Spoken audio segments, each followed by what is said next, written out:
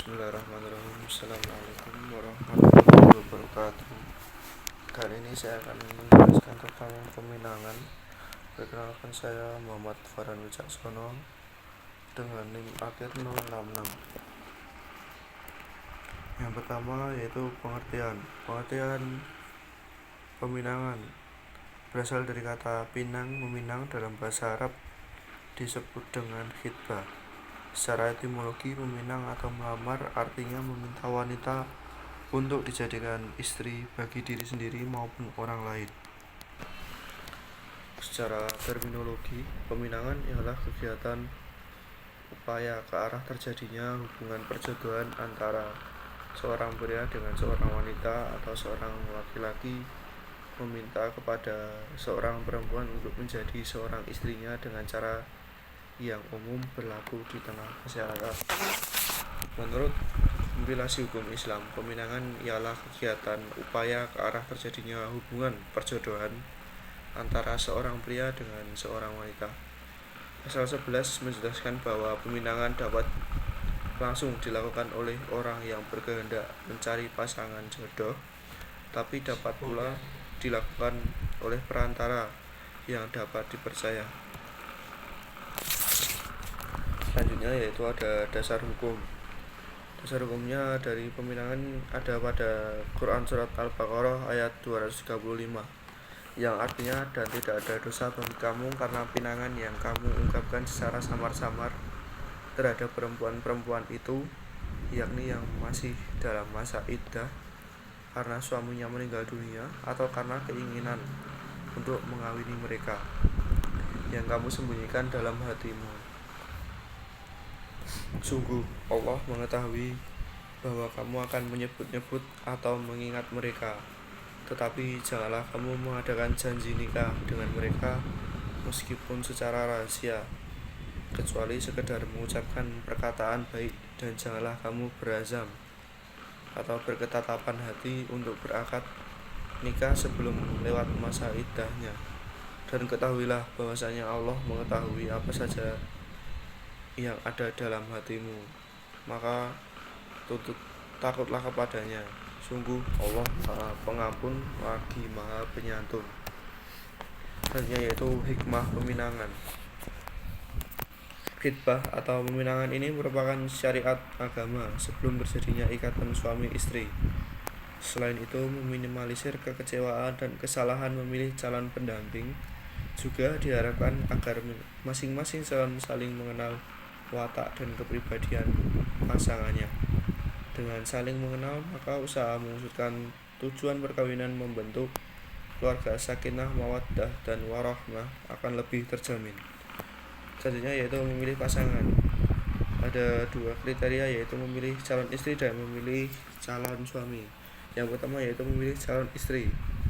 Perempuan dikawini karena 4 perkara, yaitu harta, nasab, kecantikan, dan agama. Yang kedua, perempuan yang dinikahi karena kesalehannya. Yang ketiga, memilih calon istri berbadan sehat dan baik. Yang keempat, memilih calon istri yang subur. Nomor 5, memilih calon istri yang tidak bau badan. Nomor 6, memilih calon istri yang masih perawan. Nomor 7, hendaknya perempuan tersebut bukan kerabat dekat. Selanjutnya yaitu memilih calon suami. Yang pertama yaitu taat beragama. Yang kedua, seorang laki-laki yang mampu memberikan ba'ah. Yang ketiga, seorang laki-laki yang lemah lembut kepada wanita. Yang keempat, tidak pelit mengucapkan kata-kata yang baik. Yang kelima, mengajar istri taat kepada Allah. Yang keenam, memandang istri dengan mesra. Yang ketujuh, memprioritaskan pemberian kepada istri daripada yang lainnya. Yang kedelapan, menghormati kerja istri di rumah dan membantunya. Dan yang kesembilan, berhias untuk istri. Selanjutnya yaitu syarat peminangan. Syarat peminangan di sini ada 2 syarat yang dibagi. Yang pertama, syarat mustahsinah, merupakan anjuran pada laki-laki yang hendak meminang agar meneliti wanita yang akan dipinangnya. Wanita yang dipinang sejajar dengan laki-laki yang meminang. Yang kedua, meminang wanita yang memiliki sifat kasih sayang dan peranak. Yang ketiga, meminang wanita yang jauh hubungan kekerabatannya dengan lelaki yang meminangnya. Yang keempat, mengetahui keadaan jasmani, akhlak dan keadaan lain tentang wanita yang akan dipinang.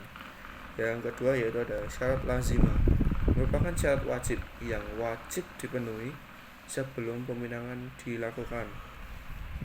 Yang pertama, tidak dalam pinangan orang lain. Yang kedua, pada waktu dipinang tidak ada penghalang syar'i yang melarang dilangsungkannya pernikahan. Yang ketiga, perempuan tidak dalam masa iddah.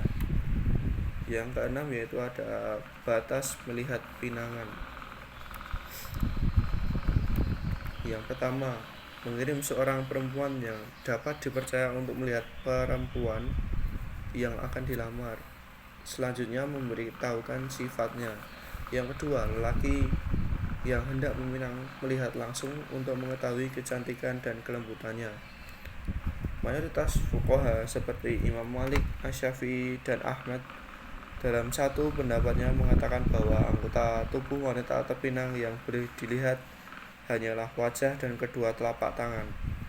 Namun, Imam Abu Hanifah membolehkan untuk melihat kedua telapak kaki selain wajah dan kedua telapak tangan perempuan yang hendak dikhitbah.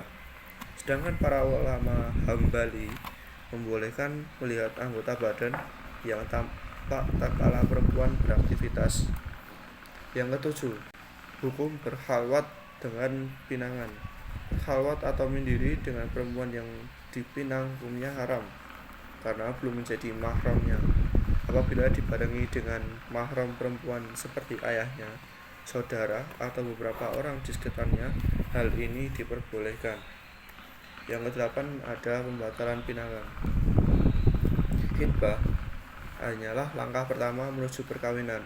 Membatalkan pinangan tidak menimbulkan pengaruh apapun selagi belum terjadi akad. Dalam kompilasi hukum Islam pasal 13 menjelaskan bahwa pinangan belum menimbulkan akibat hukum dan para pihak bebas memutuskan hubungan peminangan.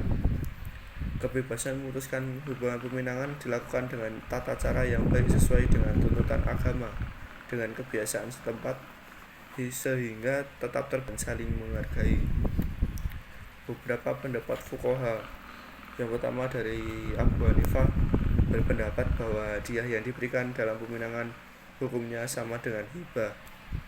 Yang kedua, ulama Malikiyah berpendapat bahwa pihak yang memutuskan tidak boleh meminta kembali pemberiannya, baik barangnya masih ada maupun sudah tidak ada. Yang ketiga, ulama Syafi'iyah menyatakan bahwa si lelaki boleh meminta kembali hadiah yang telah ia berikan karena pemberiannya itu hanya menikahi perempuan tersebut. Menurut Ibnu Taimiyah menyatakan bahwa jika pemberian berupa hadiah kepada wanita tersebut, jika pembuatan khitbah dari pihak wanita, maka hadiah atau nilainya akan hilang, wajib dikembalikan. Jika hadiah atau nilainya hilang, maka wajib dikembalikan. Karena bukan merupakan hal yang adil ketika si laki-laki menderita karena pinangannya digagalkan, dia pun harus menanggung kerugian harta. Jika pembatalan khitbah dari laki-laki, maka ia tidak memiliki hak untuk meminta kembali hadiah yang telah diberikannya, karena tidak adil jika si wanita menderita pedihnya gagal tunangan dan sakitnya dipinta kembali hadiah. Mungkin itu saja yang bisa saya sampaikan, kurang lebihnya saya mohon maaf. Terima kasih telah menyaksikan. Wassalamualaikum warahmatullahi wabarakatuh.